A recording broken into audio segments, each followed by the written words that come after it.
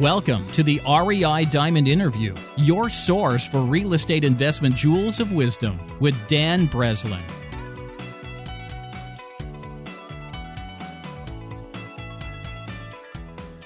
Welcome to the REI Diamond Interview, your source for real estate investment jewels of wisdom. I'm Dan Breslin, and on these REI Diamond Interviews, I bring you the real estate investment community's brightest minds with the best ideas. Today I'm here with a special guest, Matt Einheber. I know I butchered the pronunciation, and I always do. Welcome to the show, Matt. Thanks, Dan. You're pretty close. Einheber, as close as most people ever get. Einheber. All right, I'll work on that. At least I'll have a recorded copy with the interview here, so if I ever need to cheat, I can just log on to my website, check out the, get the pronunciation right. So, Matt, you've been doing title businesses since about 2004. Why don't you give us an introduction about, your story, how you got into the real estate business, and so on? Yeah. Back in the early 2000s, I started working as a loan officer. I was in mortgage financing, and it's a weird way that most people get in the title business. Usually it's either family business or you're an attorney, and you get there through the law, but that's not what happened with me. I actually got there through use. We had title companies that we did business with, and we were a pretty high-volume shop, and I was one of the higher-tier salespeople in that large shop and was responsible for a few hundred deals a month that closed.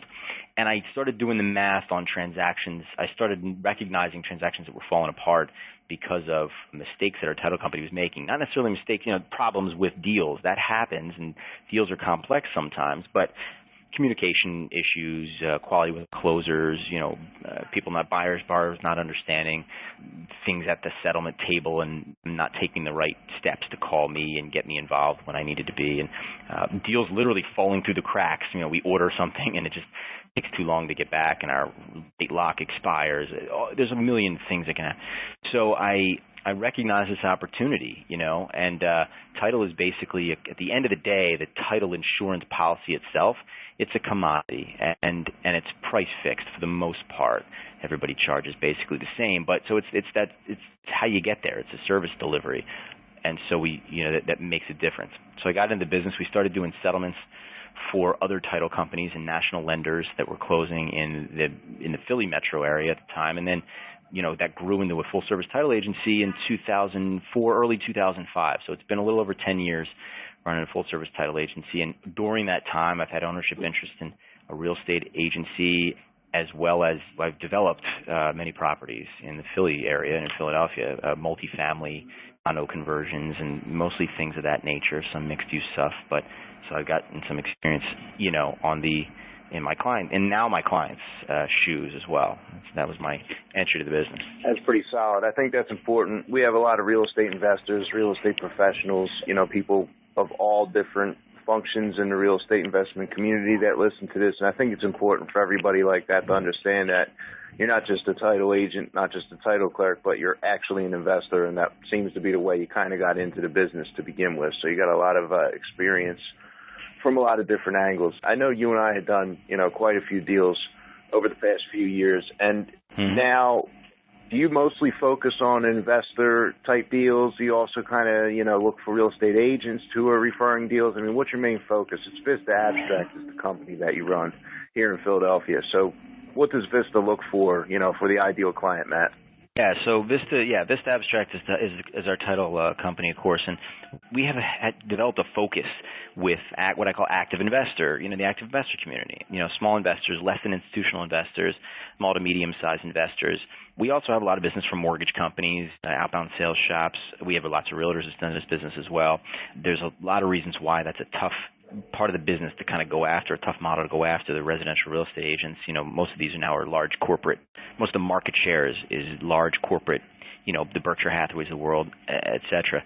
So the model is a little bit different, stuff we don't necessarily need to dive too much into, but the active investor community has become a real hotspot for us. We do business in not just the Philly area, not just Pennsylvania, but several states, 5, 6 states, all in the mid-Atlantic area, and growing, and more states coming up. And the toughest thing is active investor transactions, and the type of transactions that they are. There's more involved, a lot more involved. So if you really don't know and understand and have developed a great process for doing those deals, and we can get into that more in a little bit, and I can give you some more detail. it's virtually impossible to have a successful result. You mentioned that you do business in 5 or 6 states. Which states are they that you have? Yeah, we do business in Pennsylvania, New Jersey, Maryland, Virginia, Washington, D.C., and right now these are the areas that we are actively in business. So you have 4 states plus D.C. coming soon to Florida and a few other states that will be coming for the year. And we do business really in all of those places. It's not just like, a lot of companies do business in, around the cities, in the metro areas. We actually have regular transactions all the time, all over Pennsylvania, all over New Jersey, all over Maryland, Western Maryland, everywhere, Virginia, top to bottom. So, and there's nuances in all these counties and all these areas and you have to have a really strong infrastructure of closers, of searchers, data, because title land data in the United States, it sounds fun, it sounds simple. It's just data. You need to pull data. And now, in this world that we live in now, I found that a lot of people sort of, and me too, take for granted the availability of information. It's like we feel like if we want to know something, we just like pop open our phone and go to Google and just like type in a question. There's the answer. And if we can't find it there, then it may not be findable. But that's not true at all, especially when it comes to complicated land title data and many other things. And so it's we've sort of been spoiled, and I do it too. It's easy to think of it that way and see the world that way. But the truth is that land title data is really complicated, and that's why there is a title industry. And I thought, maybe the data will get together one of these days and the title won't be necessary because the risk won't be as high and you won't need insurance for it anymore. But I've learned well that that's probably not going to happen anytime soon. Yeah, no time soon. So I'm an investor myself, and when I order a title, I probably am a little more of a high-maintenance client than, say, a real estate agent who has conveyancers and things of that nature in their office. So when I order a title, I do honestly rarely read the abstract that's sent to me, and I rely solely on whoever the expert is at the title company to give me, a list of items or the feedback. Hey, we need X, Y, and Z to close this deal. I mean, is that normal, or am I kind of irrationally expecting that from my title company, Matt? No, I don't think you are. I mean, I think that is basically normal, and the challenge, of course, is title is really complex. I'll use an analogy like a business owner, like somebody that opens up a business, whatever it is. You open up a dry cleaner, or a pizza shop or something, and you know how to do your thing. You know how to make pizza really well and make great food, and you're in business. You're a business owner now, so you have more responsibilities. But does that mean you know how to file your tax returns and read your 1140 and understand, your comprehensive, tax return? No, that's not what you do. That's not what you got into business to do. That's not your area of expertise. You can't be an expert at everything. IRS forms are not user-friendly, of course, and that's why you hire your accountant and you rely on him to give you the gist of it. What is the story here? What do I have to do? What can we do? How do we avoid taxes? So that's their role. And similarly, a title company's role is to evaluate the transaction, the title, and tell you, how to manage this transaction. It goes far beyond just evaluating title, and I'll tell you a little bit about that. But yeah, you mentioned, the nature of the transactions of an investor transaction, especially those that are involving distressed sellers of some kind, just a distressed property, though maybe a distressed property, but a distressed seller, a seller that has, some debt or that needs to sell or is motivated to sell in some way. The sort of quote-unquote vanilla transactions, that happen at a lot of name brand real estate agencies and mortgage refinances, they're what they call, A-paper transactions, right? If, somebody who's selling $1 million home, they have one mortgage to pay off, and they don't have any judgments, and they don't have any liens, and it's very easy. And those transactions, as a title company and anybody else involved in the transaction, they're the most profitable deals to do, and they require the least man hours, and they're the least risky because there's very little that can go wrong. We are ensuring we're guaranteeing certain things, so there's inherent risk in what we do. We don't just sell a thing and then see you later. So those transactions by nature are easier and cleaner and more profitable. The investor transactions, there's a lot on them. And anybody who's familiar, who's done any deals and has gotten a title commitment from a title company, it's not user friendly. It doesn't read. I think read like stereo instructions personally. So it's kind of hard to evaluate. And you can't expect, I do not expect our clients to know how to read a title commitment and understand really what's involved. That's not what you do. That's our job, is to evaluate that and give you the bottom line. Here's what needs to be done, and communicate that with everybody involved, because insuring title, clearing title is one thing, but at least as much of what we do in the transaction is communication. For example, I'll give you an example of something that just happened to us. Somebody came to us and is an investor, and he has a property that was under contract, and he gave it to another title company, and there were 36 judgments on title. So they didn't all belong to the seller. Judgments in many places are indexed by name, not by address. So if your name is Tom Jones, or John Smith or something in a city where there's a lot of people, there might be a whole lot of judgments against somebody with that name. It doesn't mean it's the same person. And often the information that we need to eliminate that's not our person is not readily available, and sometimes it's not available in the court documents that are filed. So finding that information takes time, and you have to know where to go and what to do. So this title company just didn't want to do it. They weren't doing it, and it sat around for 3 or 4 weeks. And basically they handed him a commitment, and the commitment went out to the buyer and the seller got nervous. Like, wait a minute, what do you mean I have 36 judgments? So I pay all my bills. I don't know what you're talking about. And the buyer said, whoa, wait a minute. There's 36 judgments on this. I don't know what that means exactly, but it doesn't sound good, a little gun shy. And now you've got a buyer that's spooked. And so, how could that have been avoided? Well, it's kind of simple. He came to us, later in the game, obviously, it was 3-4 weeks in, and said, can you help me? So I took this commitment, and we ordered our own data, because we need to order our own data. But in 2 or 3 days of us getting information from him, before our data it was even returned, we had everything clear, literally everything clear. We were ready to close in 3 days. It might have been less than 3 days. So, and the reason for it is we did what had to be done. We understand the process, and we have a very unique process efficiency here for these types of transactions that allows to do that. But the most important thing is communication. I understand, and my staff understands, when they see that, you got a buyer that's going to get spooked and see 36 judgments, and a seller that may get spooked when you see 36 judgments. You got to pick up the phone, and you have to tell our client, the investor, hey, this is what's going on. Don't worry about it. I don't know. I don't have any answers yet. We're going to look into this, but this is not that uncommon. This guy's a common name, and I wouldn't throw up any, red roadblocks or flags yet. Give us a couple days to clear this out and see what's going on. And communicate that with the buyer and say, don't get spooked because there's 36 judgments. This is common. Don't worry about it. It's like going to see a doctor and they diagnose you with something that sounds horrible and you don't know what it is, and it could be like the flu, So that communication is key. And so the title company is more than just insuring title. They're representing you, and they're transaction coordinators that communicate with your buyers and sellers and have deals that are, that's the whole thing. It's all about human communication. So that's, we do much more than just that. Yeah, and I think you and I are on the same page. I expect a degree of full service, just like you talked about. And you said communication issues, I believe 3 or 4 times. I'm actually counting and taking tons of notes. It's a lot of great information. And I have maybe 1, 2, 3, 4, 5 title companies that I've spread business to in the past 5 years in Pennsylvania, and we have 2 or 3 other closing attorneys we're working with right now in the Chicago market, and we're having the same issues.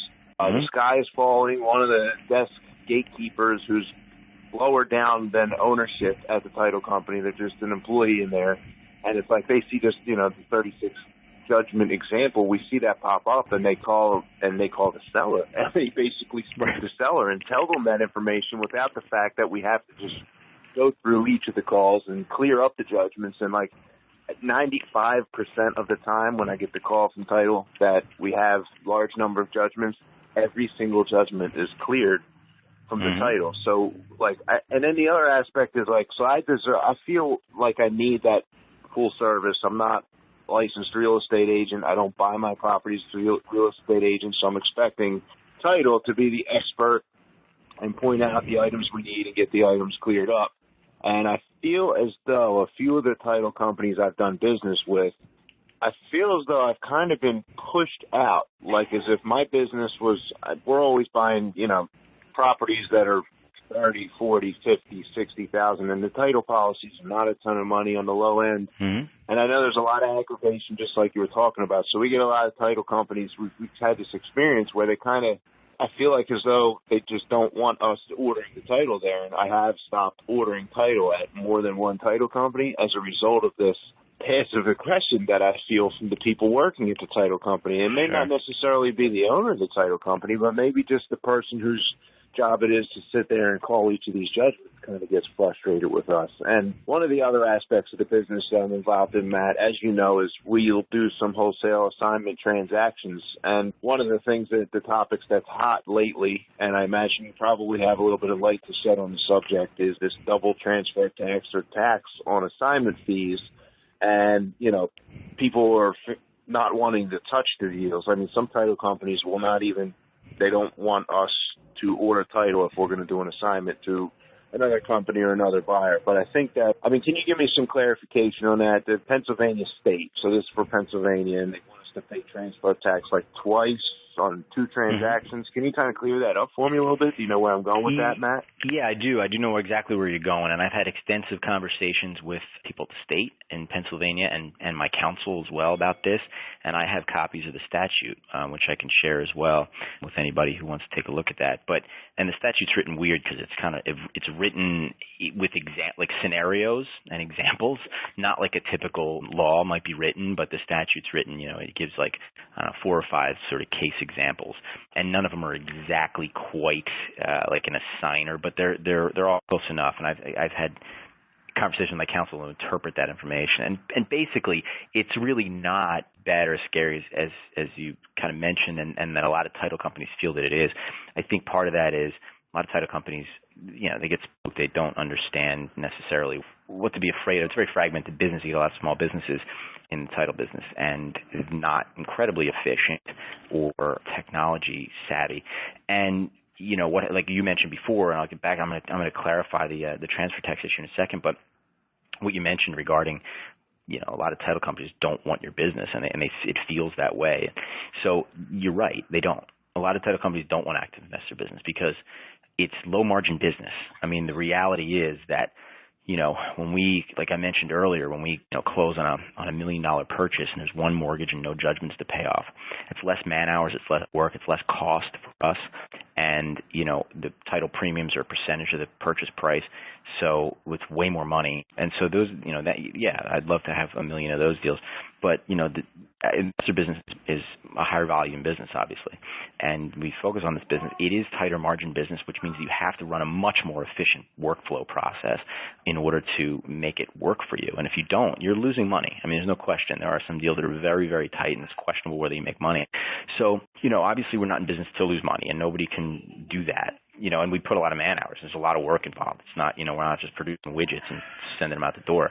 It's a very delicate process, and what we do, absolutely, without question, can blow up transactions and either makes them or breaks them. But in pretty much every case, especially active investor cases. But we, it's how you, so you get what you pay for. I mean, it's the bottom line, and we're really reasonable and really good with people. But transactions are super small, as long as it makes sense. But that's why a lot of companies really truly don't. I know a lot of guys who own title companies, people who own title companies, who definitely they're not interested in active investor business for those reasons. They just haven't built the infrastructure or the culture in their company to handle it and make it work for them.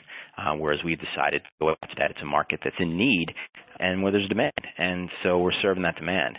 About the transfer tax thing, so in Pennsylvania, and it's a little bit different in every state, not every state has transfer taxes, but in Pennsylvania, the bottom line is that assignments inherently aren't a problem, and there are certain asterisks, things you have to look out for and be careful about that can't be done sometimes, and I'll tell you about that, but inherently it's not a problem. The state wants their transfer tax.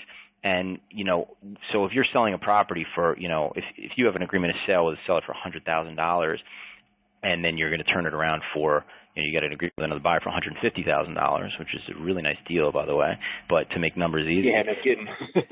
Yeah, right. I'd like to find a few of those. I'm sure everybody would.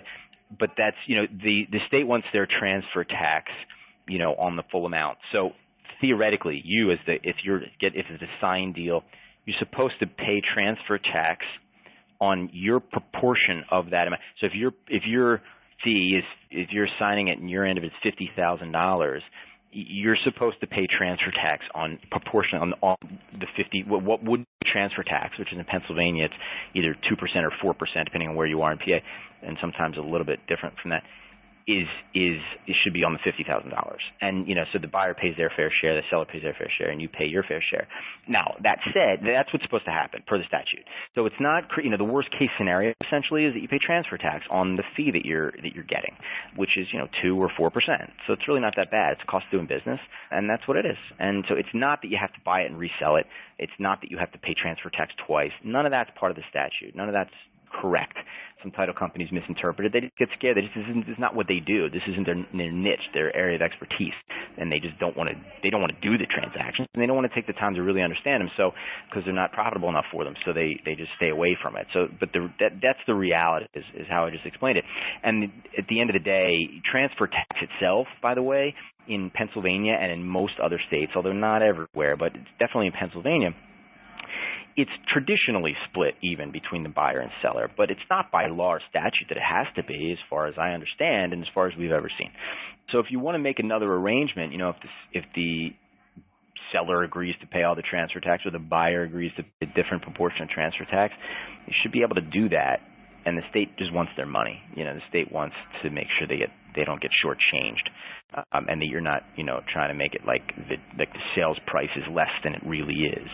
If the sales price is $150,000 to that end buyer, they want transfer tax on $150,000. So you have to pay your share of that essentially. And that's really what it comes down to. And I have a statute to share with people. I don't want to give anybody legal advice. We've got that, and I'm certainly not doing that, but we've got that statute, and I encourage everybody to read it and understand that a little bit better. So the double transfer tax, they're saying double transfer tax, and using that terminology, like the first half of the double is the main purchase price, and the second half of the double would be the $50,000 assignment. Maybe is that how it's kind of being? I guess it's not really double though. It's not double transfer tax. I mean, it's one transaction essentially, and you just have to pay transfer. That assignment fee, if it's a $100,000 contract, and then you're selling it to somebody, and the end buyer is going to pay $150,000. You can't pay in the original agreement sale for $100,000. You can't just pay transfer tax on $100,000 and walk away with the $50 and expect to not have to pay tax on it. You're going to pay transfer tax on that $50, but you're not going to have to pay transfer tax. I think some people I've spoken to are under the assumption and are misunderstanding that you have to pay transfer tax on more than that, and that's not really the case. You have to pay transfer tax on whatever's being, the value of whatever's being transferred. So that includes, whatever you're making as as the signer. So the bottom line is you're paying transfer tax. The worst case scenario and what you should be doing is paying transfer tax, either the 2 or the 4% or whatever, on the amount that you're getting as your assignment fee at the end of the day. So it's not. So my last question on title, and then we'll move on to the next topic here, would be to describe for me the role of the underwriter in a title company. Describe that in layman's terms, so like a new investor could understand what's going on, who's this underwriter, why don't I ever meet him, is he coming to settlement? I mean, what's going on with the underwriter? Yeah. So basically, as a title company, we're an insurance agency. So much like you go to your local State Farm, person, and you say, and they have a store down the street, say, or you call them or whatever, and you say, I want auto insurance, and that's the person you deal with. But if you get in a car accident, you're not calling that person, and they're not paying for your accident. State Farm is. State Farm underwrote the policy. They're holding the risk. State Farm is a multi-billion-dollar company, and whatever. They have reserve requirements. So in the same way, Vista Abstract is our title company. We're not an underwriter. So if there's a claim, if something gets missed, if it turns out that there's a lien or a judgment that was filed that was missed, or by the way of the law, it has, position over the mortgage that we recorded or over your ownership interest, and that, comes to light later, and you have a claim against our policy, it's not Vista Abstract that you want to rely on, right? Because, we're a stand-up business, but, we're not an insurance company. We don't have reserves set aside for that. And if you're dealing with a small title company, for sure, right, you're going to bankrupt some small title companies. So that's not a very good system. So the title underwriter is the one who actually carries the risk. So you might get a title commitment from Vista Abstract, but on the commitment, the top of the letterhead might say, Stewart title, or it might say Old Republic title. So those are underwriters essentially, and so they're multi-billion-dollar companies. Some of them are public corporations, and they're licensed insurance underwriters, so they have requirements where they have to keep a certain amount of money, cash in reserves, and to pay claims, and they have legal staff and counsel. And so because they're underwriting the risk, we're really doing most of the work in the transaction. The underwriter really doesn't. We have the autonomy to do a lot of stuff, but they have rules too. Obviously, it's their risk, and when it comes to questions, issues, legal advice, we're not sure if this is okay or that's okay. This is something that's on the fence. Can we move forward and ensure this settlement despite the fact that this judgment was filed, when it was filed, type of whatever the case may be. We have counsel at those underwriters to rely on. We can talk to them, and sometimes that's, it's either used as helpful, or sometimes there are guidelines and we know we can't do certain things, and they see, and we have to follow those guidelines as well, because obviously they share that risk. So, we're held accountable too, between the underwriter. But the underwriter, that's basically the role of the underwriter in the process. So they don't really deal with the transaction, because that's the bulk of the time, the work, and the cost in a title transaction. That and obtaining the data, and that's on us. They basically carry the risk and are there to guide and give advice. Nice. Thank you for that. So now we'll switch gears a little bit. I know that you're putting together an information system that's scheduled to launch sometime the next month or so. So what do we got going on there, Matt? Yeah, so for the better part of the last year, we've been building a product, a tool essentially, that is really going to be, our core audience is going to be just this, active investors, real estate investors, and a wide use for real estate agents, attorneys, people that collect, the collection people that collect money, all kinds of things. But the bottom line is, the way I look at this, you've got 3 or 4 components of the transaction as an investor, right? You've got deal finding, you've got sourcing, right? Finding supply. Where am I going to get good deals? Which includes, I put in that category, where am I going to find sellers and property, right? That's a thing. And then where am I going to find buyers to buy this stuff, or tenants if you're going to hold stuff in lease or whatever? How am I going to, what's the exit strategy? So that's all like the marketing and the deal finding stuff. And most people focus on that, and there's tons of tools out there, coaching products, all kinds of things to teach and help you to do that. And yeah, if you do that well and you develop systems, you'll be successful. But that's not the business. That's part of the business. Then you got to negotiate a deal. You got to negotiate a transaction. So you can find stuff, but if you don't negotiate well, you're throwing money out the door, and you're going to lose deals. And then you got to close it. You got to, for negotiation, you got to get through all this hair and mud that we talked about, and communication, and not fumble, and now you're handing it off to a title company or an attorney, generally a title company, who's then going to, help manage the transaction and carry it to settlement, and you're putting your deal, your money, in the hands of that third party who's going to have direct contact, FaceTime and phone time with your buyers and your sellers. So, you should be really protective of that, and really, but you can't micromanage. So you have to get the right team in place and understand these are the people that I'm going to trust. So you have these 3 things: finding, negotiating, and closing. And where in that for a lot of people is due diligence, because when you find a deal, how do you know that it's a good deal? You just know, there's more to it than just knowing. And the people that are really successful and large people that have started in small real estate businesses and grown large real estate businesses and grown great sums of money and wealth really understand how to evaluate risk and how to evaluate opportunity. And they don't do it haphazardly. You have to have a consistent process, period, end of story, so that so you have a control, so that you can hold it up against that every time. So the bottom line with real estate is information. So we're in this time of an enormous amount of information. So what we've put together basically is a window into properties. So a very instant look. This part is free, by the way. You can sign up for free. We're not quite ready for release yet. It's called BrickSee, BRIXSY.com. Again, we're not quite ready for release, but we'll be there very, very soon. It's been a year coming, and we're a few weeks away, probably early July. And you put in information, you put in a property address, basically. BrickSee will identify this property and give you some very basic information, things that you may be able to find now that are out there and even free, from city information, public data. but that you're going to 2, 3, 4 different places to get and taking, 20 minutes to compile information. We give it to you all in one place for free. Ownership information, last sale price, last sale date, things you get from the property assessment office, and, tax information, how much is owed on these taxes, tax cert information, how much the taxes currently are, the assessment data, the school district, when the trash pickup day is, things like that. In Philadelphia, for example, there are utilities, water, gas, that are owned by the city, and so they're lienable. Like even your current bill is a lien on the property. So it's important because if somebody hasn't been paying their water, for example, and they have a $1,000 bill, you want to know that because that's owed. So there's, we'll compile that information as well, which isn't so easily available elsewhere.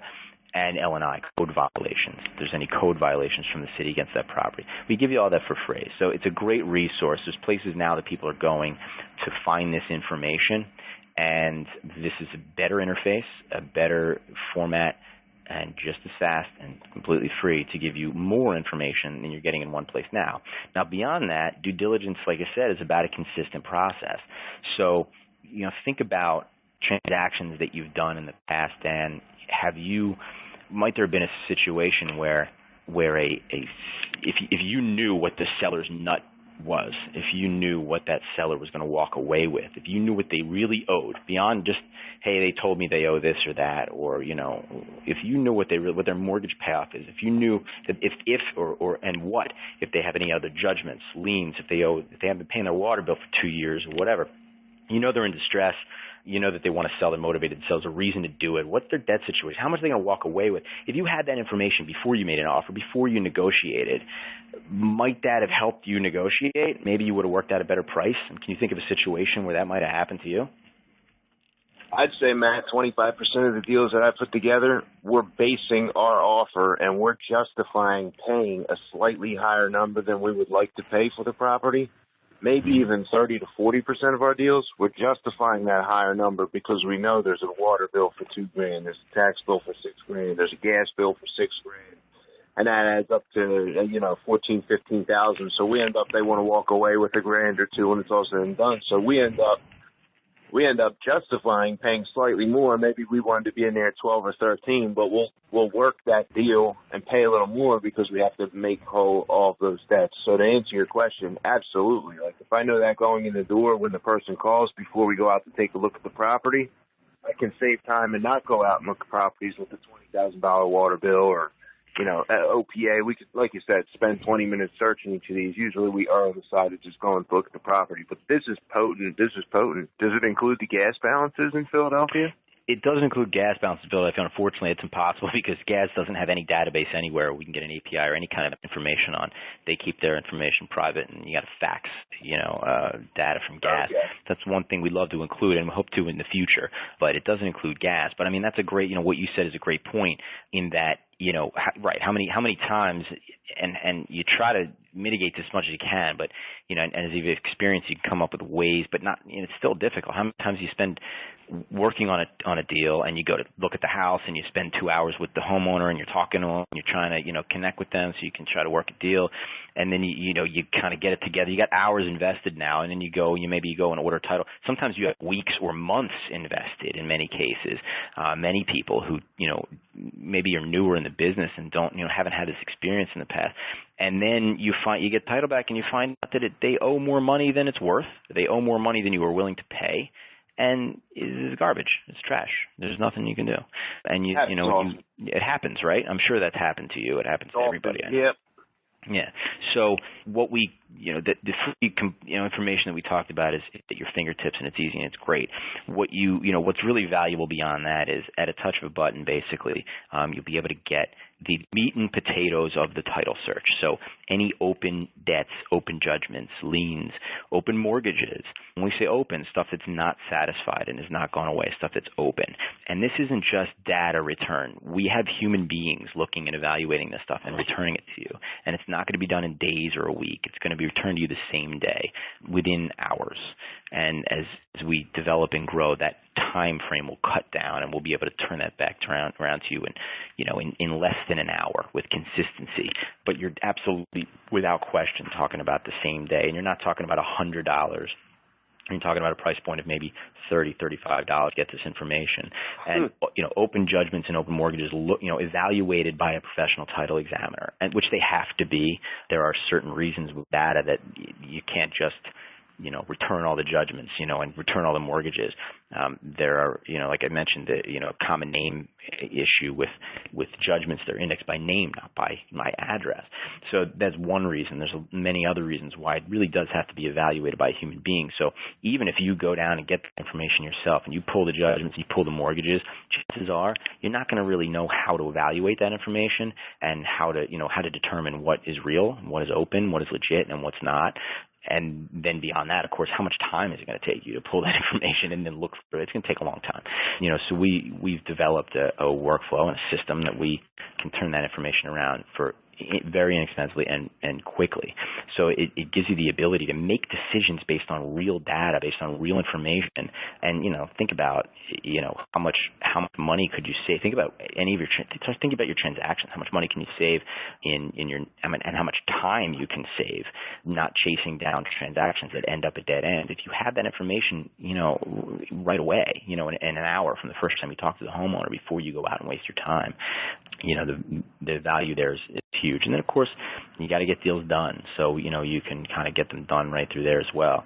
And over time, there'll be some really interesting enhancements. I know I've mentioned a little bit of it to you, Dan, and we can talk a little bit more about that and tease people with that a little bit more. But to start with, that's basically what we're going to be delivering. Is there an affiliation tightly with Vista, or is BrickSee a completely separate entity and business? Like, would I be able to just one-click order a title policy and maybe get the $35 credited toward my settlement cost, or is that there's not a tight affiliation. Really, BrickSee is a standalone product, and it really is. Is, and we're building it as a standalone thing because the value that it adds is so strong. However, of course, if you want to, if you get to you want to close a deal and you're like, let's do this. Now you have your due diligence all in one place, and you can share that with people from there as well. Then it's like, hey, let's close this thing. Let's go through with settlement, and let's order a full title search, doing what we need to for an actual purchase. We can insure the property. You'll be able to one click it from there, and you'll be able to order that from there, and it'll be literally pretty much a one click, to order title. So that will be available, but it's definitely not. This is not a platform to generate just title business. We're the goal here is to produce some value for investors, so they really have the ability to understand information about the transaction better, and not just give you some spreadsheet or title commitment that is hard to read and that we talked about before. Most people just don't understand. It's like your accountant giving you your 1140 and saying, here, make a decision based on this information. Well, I'm not good at this. I don't know how to read the 1140 and really understand and evaluate all these numbers. It's 50 pages long. So, we're idea is to deliver it in such a way that it is really actionable and really you can really digest it and you understand, what the important stuff is and what it's not. And that's how we're designing this, not with title people, but with designers with experience in that field. So let me get it clear, Matt. I plug in the information. I say, okay, pull the title. And then a human looks over the title policy. Am I getting like a phone call, or does that person put together like a plain English one-page document that describes exactly what needs? Much easier than that, because what we've done is we've built a platform. I hate to use that word, it's kind of buzzy, but we built a platform and we have kind of like a crowdsourced model for title examiners. So we have vetted, experienced, and we vet them well on our end, vetted, experienced title examiners who are not employees, but they're, this is a big industry and there's a lot of people out there who are underemployed, self-employed, unemployed, want to work on the side, want to work at night, want to make money. And so we've vetted the best, and we've put this team together, and we're continuing to build that team, recruit new title examiners, good ones, great ones, very knowledgeable and experienced ones. And so when you say, I want to see this information, we have a system that pulls the information, the mortgages and the judgments and all the open liens and debts from a database that we maintain and puts them in our system immediately, in minutes. And then that goes into a dashboard queue, basically, and we've got title examiners that are online basically all the time because, it's like kind of making hours, and they're just people, there's enough people out there that there's somebody always, looking at that. Boom, Dan's property that he just searched pops up. Title examiner opens that up, and we built an interface. It's on their side for them that as a user, you guys don't see, that is very, very user-friendly and allows them to go through those mortgages and judgments. And we've designed it like a child's game, actually. Like, the matching game, A, B, C, D on the one side, and then, match this picture to the thing that, that whatever. Kind of like that. So that, they can eliminate judgments, they can eliminate mortgages, they can look at the documents, and they can evaluate that in one place without jumping around screens, without going to different sites, without looking at different data, without having to pull anything. We deliver all the data they need right there in one place, so that, on cleaner, more straightforward transactions, and we've tested and tested and tested. I've seen, these things are turned around in minutes. I'm talking 2, 3, 4, 5 minutes. And on hairier ones, and there's more to do, and there's a little bit more to evaluate, understand, and read, you're talking, 20, 30 minutes. So it's really a question of us being able to build a strong infrastructure of the right, because we don't just take any title examiners, but the right most qualified title examiners, and having enough of them there to be able to turn that stuff around. And that's basically how we do it. And then once they do that, it gets proofed, then it gets, boom, gets sent out to you. So it shows up in your, you have a email and a password like any other site.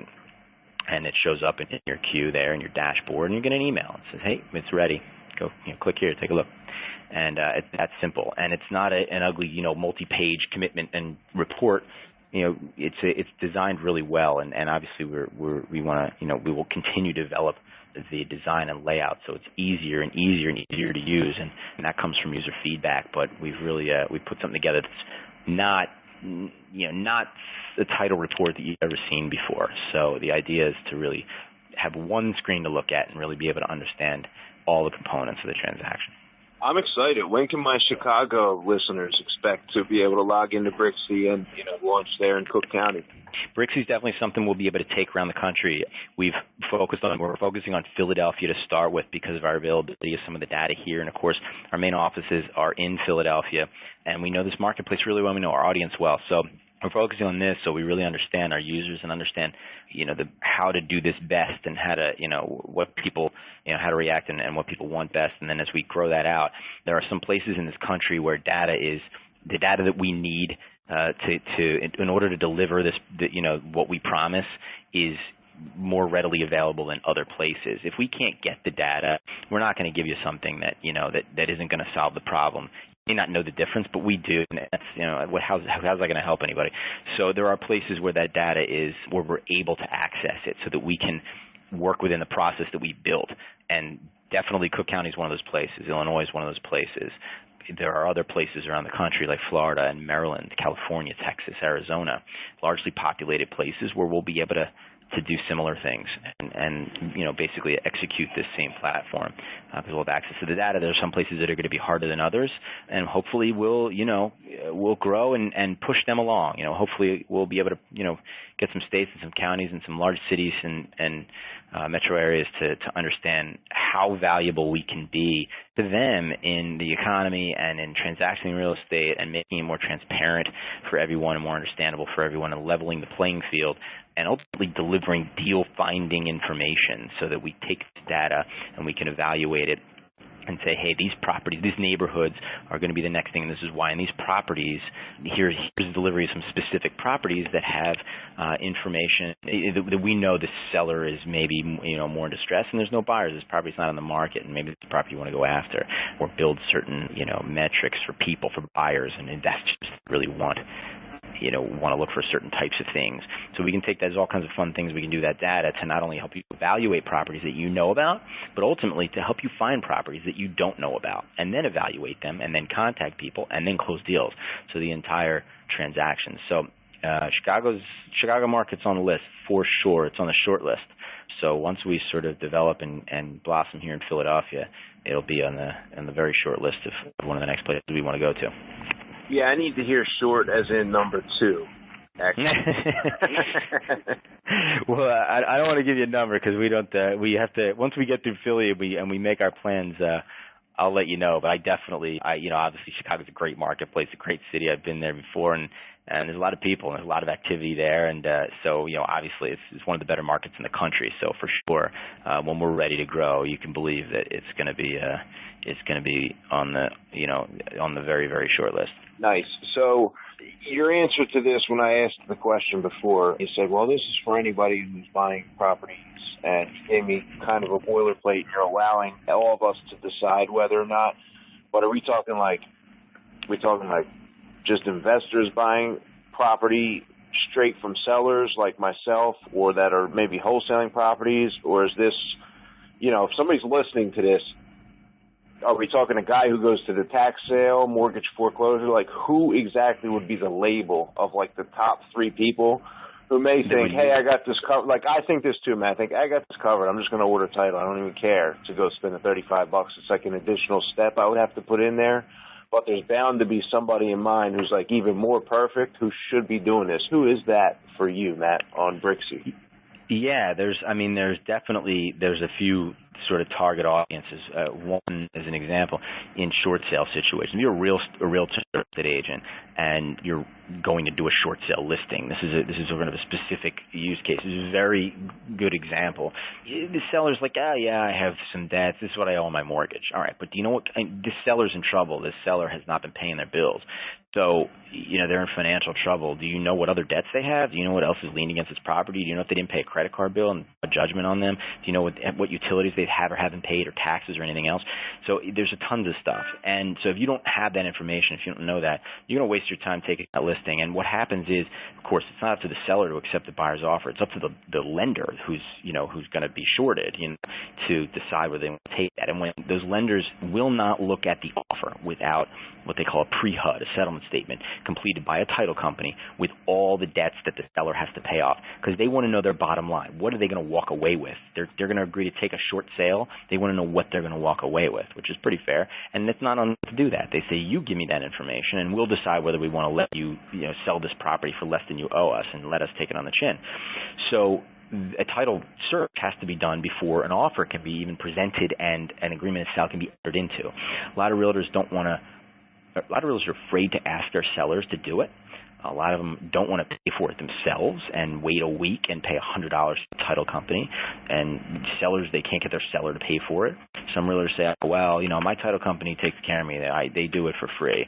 Maybe a title company will do it for free once or twice. But if you're really in business and you're really doing a lot of volume, you're not doing that regularly with a title company for free, because if they're doing, searches cost money, like hard actual dollars, and searchers have to get paid whether you close it or not. So, if I'm doing 10 searches for somebody and closing 2 transactions, I'm losing money. So that free arrangement is not going to last for that long.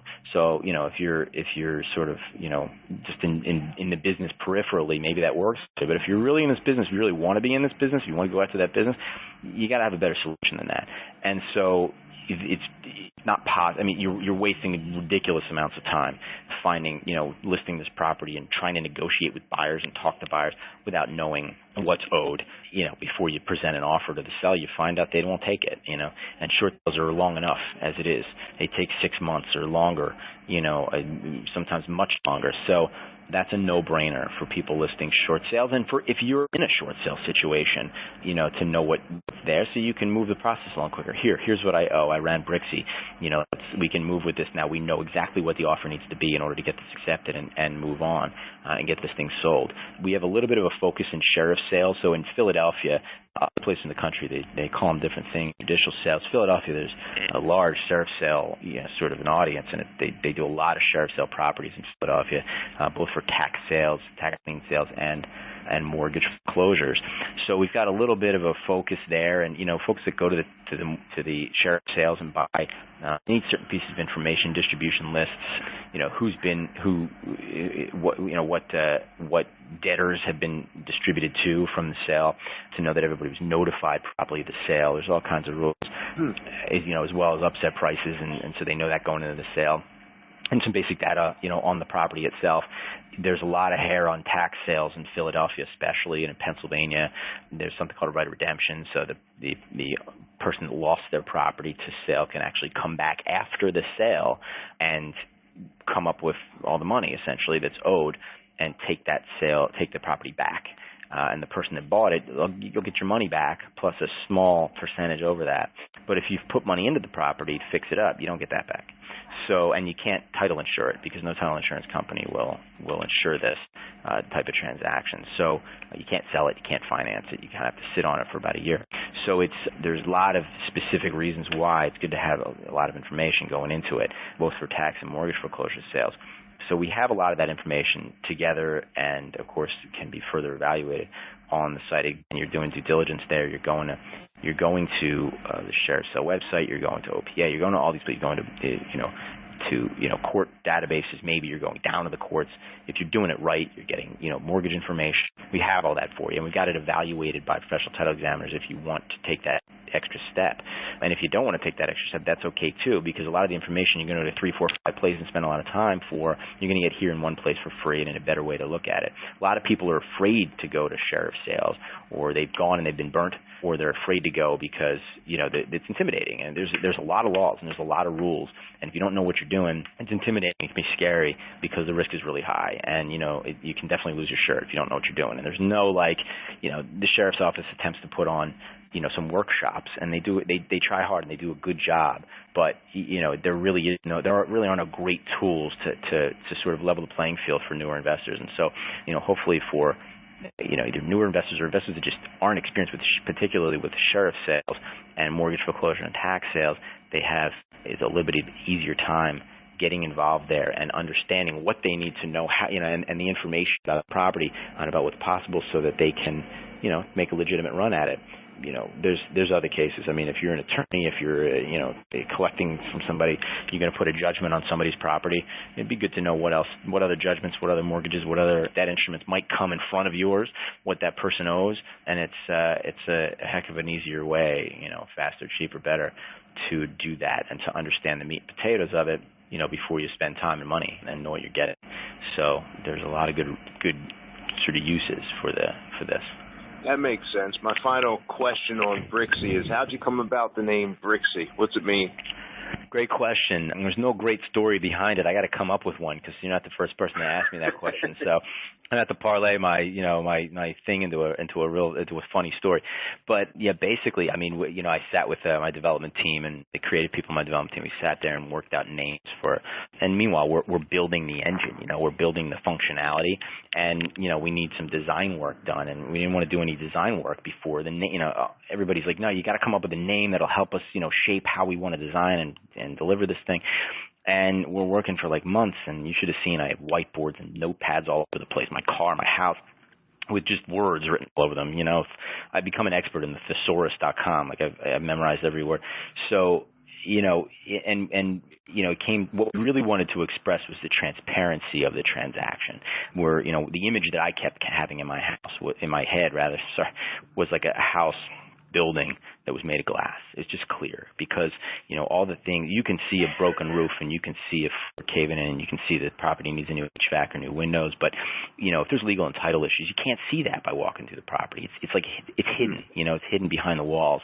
So we wanted to make those walls clear. We want to make the thing transparent. So when you look at that property, you can see everything, not just the physical stuff that you may think you have a handle on, and that you may, but the stuff that's hidden behind the walls. So that's what I kind of had in my mind. So it was BrickSee. I like the word brick. We came to brick after, and like BrickSee, like see through brick. Glass house didn't work because glass house it seems weak. So yeah. And we changed the spelling. It's BrickSy, just because it looks a little bit better and feels and sounds a little bit better with the X, BrickSy, but that's where it came from, basically. That's what we were going for. Well, there you go. That makes complete logical sense now, and I feel like I got a nice conclusion to that mystery that I had ever since the first time you mentioned BrickSee to me. Cool. So it looks like we're approaching the top of the hour now. Time flies here. If you don't mind, I'd like to answer this last question I have two ways. First, for the investor that's just getting started, and second, for the seasoned investor, the professional who's been doing this for a while. So from the title perspective, or even BrickSee's perspective, or even the investment perspective, since you're an investor yourself, do you have any final jewels of wisdom to share with our listeners, Matt? Yeah, definitely. I would say first for the newer investor, person just getting started and trying to develop and build, without question, the biggest piece of advice I would give is build a team. Have a great team around you for all the components of the transaction. And for me, those components are finding property, due diligence, negotiation, and closing. But, and within them, there's sort of, tasks and things that are done that fall into those four categories. But build great teams around this stuff, and finding deals and locating buyers and sellers is one part of it. But due diligence and negotiating and closing, that's 75% of the transaction. And you have to have great teams around you. So your title company, if you have an attorney involved, if it's necessary for transactions, your contractors, have that stuff sealed up, your marketing people, whatever it is, all the components, get trusted, get good people, and, you get what you pay for. So, the cheapest is not always the best. Doesn't mean you get the most expensive either. But, you build a good team around you, and they'll make you a heck of a lot more money than they'll ever cost you. That's guaranteed, and keep you out of trouble and make your life a heck of a lot easier so that you can do what you want to do, which is go find more property. You shouldn't be worried about solving problems, putting out fires at the table. And if you don't take the time to choose a good team and develop a good relationship between them, that's exactly what you're going to be doing. And you're going to do a lot less volume, and you're not going to be as successful as the person next door who gets it. And for seasoned investors, it's something that I know that I come across a lot. I get a deal myself, just being a developer, and I still do development deals, mostly multifamily residential stuff, and and hold that property or develop it or sell, whatever. It's really about having a consistent process, and most of that, not to go back to kind of what BrickSee is, but really it's the process for the whole thing. Also in due diligence, what happens a lot is you get a deal's put in your lap. If somebody or you meet the buyer, the seller rather, wherever it comes. And all of a sudden, one day you get a call or you get an email and you have a conversation and you've got this deal and some information about it. The price they're asking, maybe.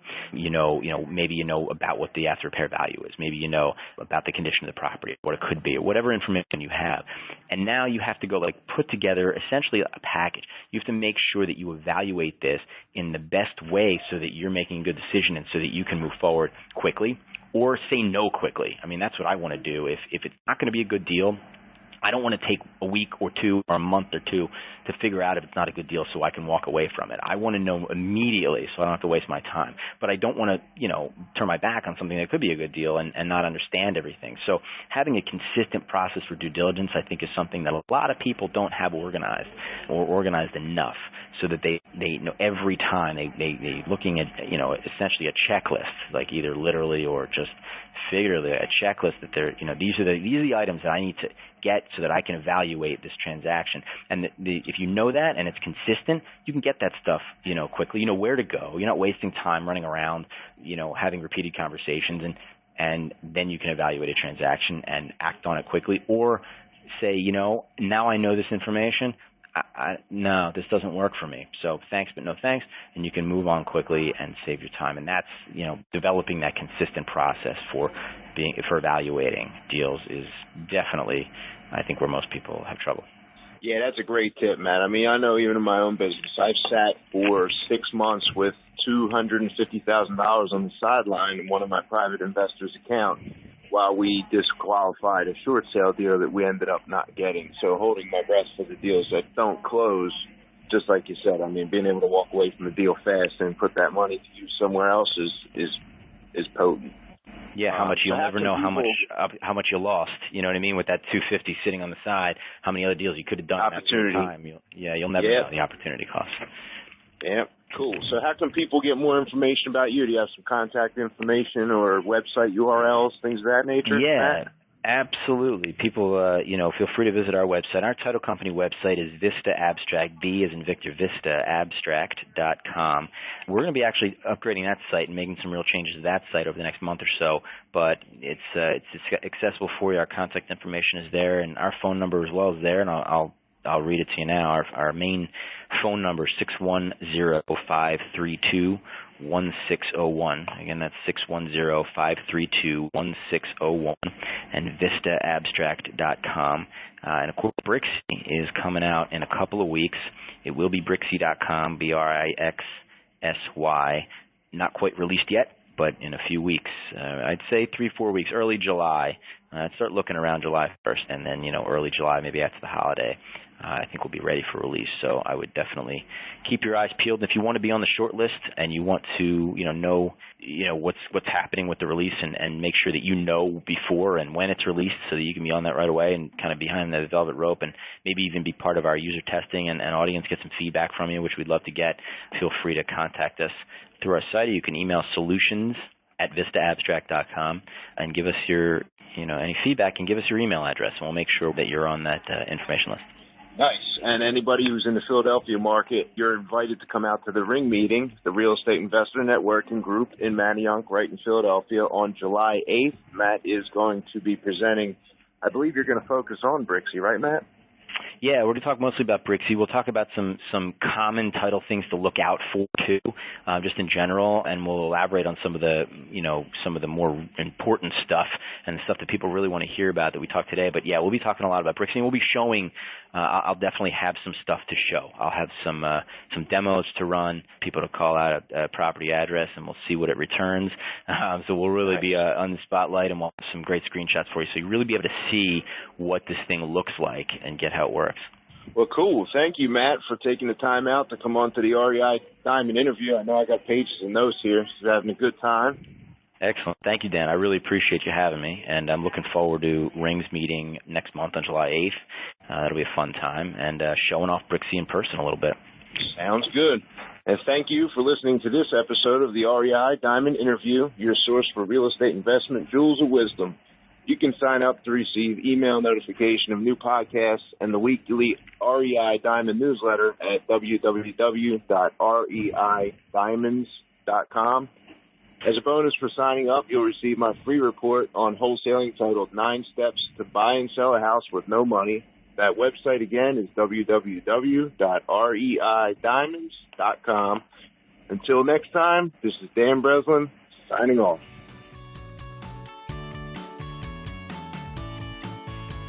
Thanks for listening to the REI Diamond Interview. To receive the REI Diamonds newsletter and interview monthly, sign up now at www.reidiamonds.com.